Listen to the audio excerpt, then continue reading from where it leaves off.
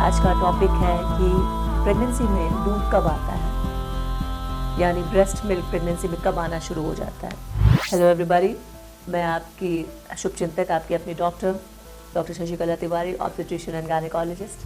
Friends, अगर हम pregnancy और मिल्क यानी ब्रेस्ट मिल्क की बात करें तो बहुत सारे पेशेंट डर जाते हैं कि भाई बच्चा अभी मेरा हुआ नहीं, अभी मेरा चौथा महीना चल रहा है मैम, मेरे ब्रेस्ट से मिल्क आ रहा है, वाइट कुछ आ रहा है।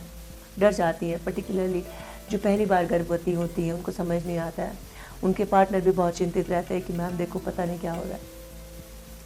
देखिए, आपके लिए पहली बार हो रहा है, आपको समझ नहीं आ रहा है, आप नए हैं, मैं पहली बार माँ बाप बन रहे हैं, तो बेसिकली मेरा फ़र्ज़ बनता है कि मैं आपको इस बारे में एनलाइटन करूँ कि एग्जैक्टली होता क्या है।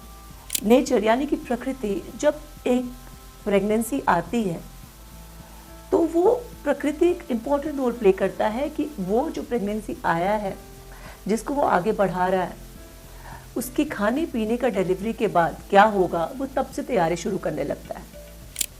जैसे ही बच्चा 4 महीने का होता है, यानी 4 महीने की प्रेगनेंसी यानी 16 वीक्स का होता है, उस समय आप देखेंगे कुछ वाइटिश निकलता है, कुछ एक पेशेंट में निकलता है, कुछ एक पेशेंट में नहीं निकलता है, बट अगर निकलता है तो ये 4.5 महीने के आसपास निकलता है।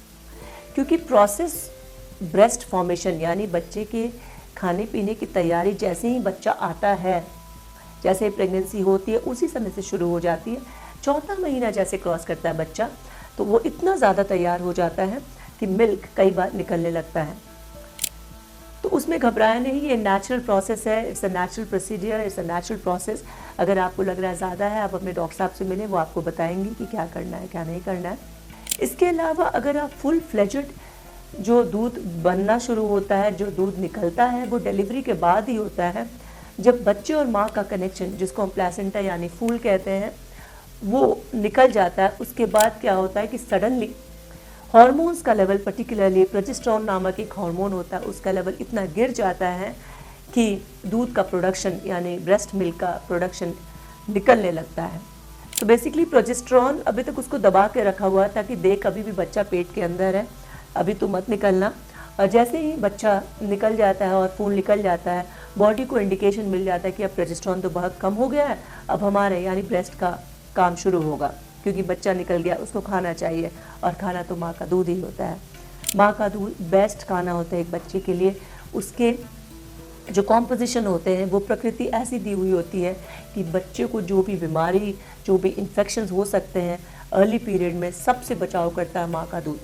इसलिए हम कहते हैं सबको कि कोशिश करें कि पहला 6 महीना सिर्फ और सिर्फ माँ का दूध दें, यानी एक्सक्लूसिव ब्रेस्ट फीडिंग। तो इतना तो तय है कि ठीक है, 4-4.5 महीने से ब्रेस्ट मिल्क आ सकता है, उसमें घबराए ना। लेकिन फुल फ्लेजेड मिल्क जो प्रोडक्शन होता है, जो माँ का दूध बनता है, वो माँ का जब बच्चा डिलीवर हो गया, जब उसके बच्चों को ज़रूरत है, तो रेडीली अवेलेबल रहता है। तो इस टॉपिक के बारे में आज इतना ही। इसके अलावा आपके पास कोई सवाल हो, कृपया पूछें मेरे से। तब तक के लिए जय हिंद, जय भारत।